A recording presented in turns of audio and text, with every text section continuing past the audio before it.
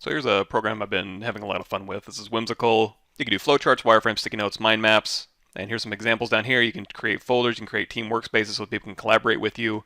You can make folders, you can choose different workspaces. And right now I'm on a personal with 3 free boards, so I'm just going to go right in here into a flowchart. And right off the bat we'll name this.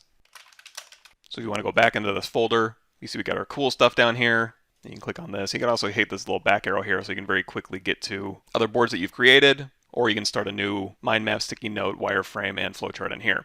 However, don't be confused that, okay, now I just have to do flowchart stuff. You can actually click this little mode up here and do a flowchart, wireframe, sticky notes, mind map at any point. So if you want to start with a flowchart, you can do that. You can click these little add shapes, and then you've got all these shape icons here. And also you can see you can hover over these and just use hotkeys for commonly used flowchart shapes.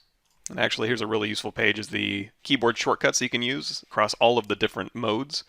So anyway, we've done a flowchart. Let me go ahead and click that. Now we can add text. And when you click off, now you can just go and grab these things. And you can see over here you have these automatic, like if I want to go to the next thing, I can go ahead and do that. So it's very quick to go ahead and add different branching areas. If you don't like to see that, you can hide this quick load right here, so it'll go ahead and get rid of that. And that way you don't have to manually put in a connector. Of course, putting in a connector is pretty easy. And if you hold down Alt, you can just drag this thing off. And then you can hit C for connector, or you can go over here to this little add connector.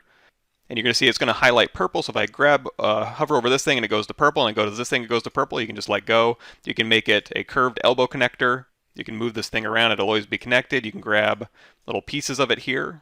And you're also going to see you have a little text option here. So you can go add text. You can also change the size of the text while you're in here. You can bold it. You can italicize it. You can go back out of the text editing.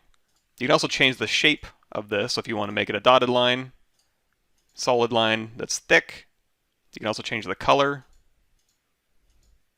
And you can also add arrows to either side. And you can also change the shape of those arrows just by clicking these little 3 dots.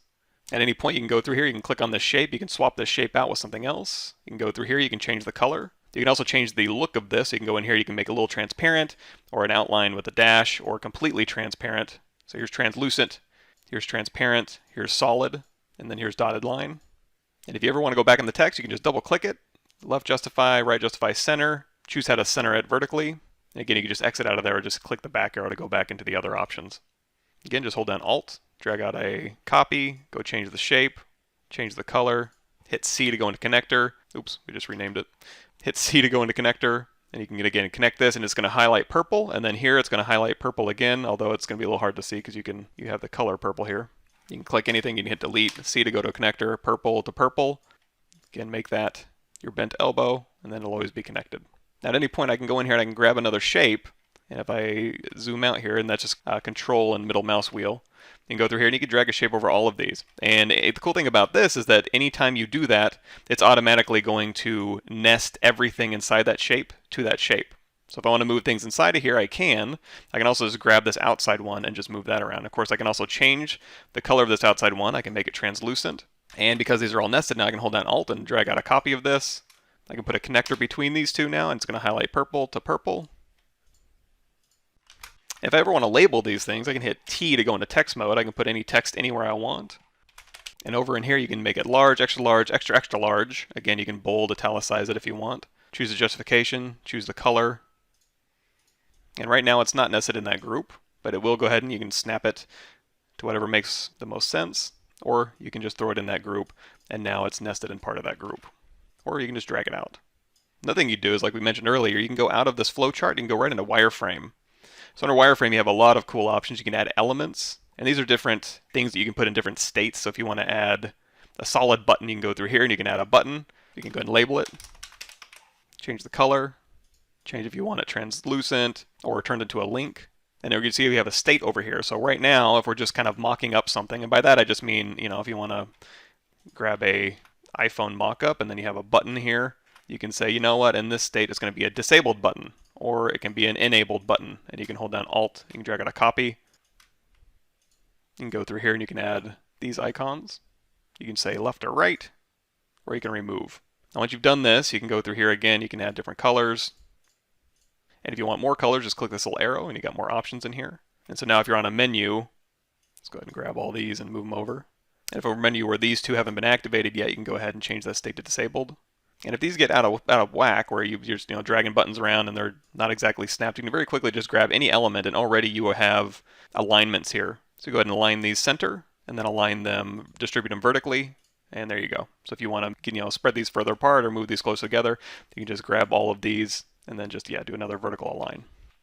Speaking of grouping, so if we move it inside this shape, it's automatically nested inside that shape. If it's not, you can just have something sitting outside, and you can just manually go through here and group these things just by clicking this button, Group or Control G, and now this is all one group. And if you want to undo that, just click this Ungroup button or Control Shift G, and you can mix and match any of these things. So if you want to make this a little bit wider, we can move this over. This is a flowchart element, but we can also go in here to our wireframe. We can add a divider if we want to. We can also hop back over here in the flowchart. We can just grab a simple rectangle and we can just drag it across. We can go ahead and snap it to the bottom. We can go ahead and change this color. It looks like when I was moving these things around, I'll just pop back into place. But if you ever do lose a connection or the connection gets weird, you can just delete it, hit C. You can reconnect something, or you can change the distribution. So it's like, okay, I want this to connect here now. And then you can just grab these and just slide them down. You can take this one, you can slide it over. Again, go in here and add text. You can just grab that text and move it as well. So here we've got text up here. I can hold down Alt, drag out a copy. Let's go ahead and change that to a smaller size, make it bold.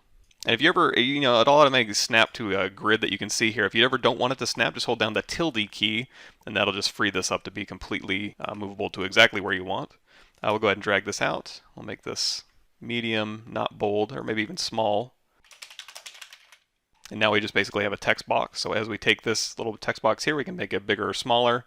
And that's probably one of my favorite things, is this little icon over here. So in most of these, like the wireframes, you have a little icon. In your sticky notes, you have an icon. In your mind map, you have an icon. So wherever you are, you always have access to this icon. This is super cool. If you ever want to do like a page icon, you can just go in here and select page, or paper, or left arrow, or arrows, or axe, or anything you can think of. You'll have a lot of different options in here to pick from, and you can also choose if you want it to be a full color icon, or more graphic look, or an outline.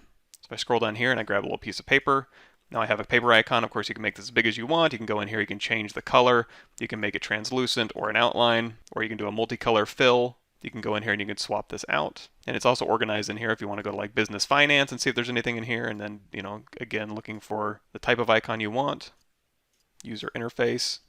And then again, we can just make that graphic or an outline. Let's go ahead and move this over here. And in here, you can add text underneath the icon. Or if you want, you're always free to just go in here, create text just by hitting T or selecting that. And now you have a separate text element that's nested inside of the icon. So you can just grab the icon. Oh, looks like it's not going to stay nested in here. But you can group them. So you can select both of these and then just hit Control G to group them. And now you can select the text separately, make it bold, change the color. Go back to the icon,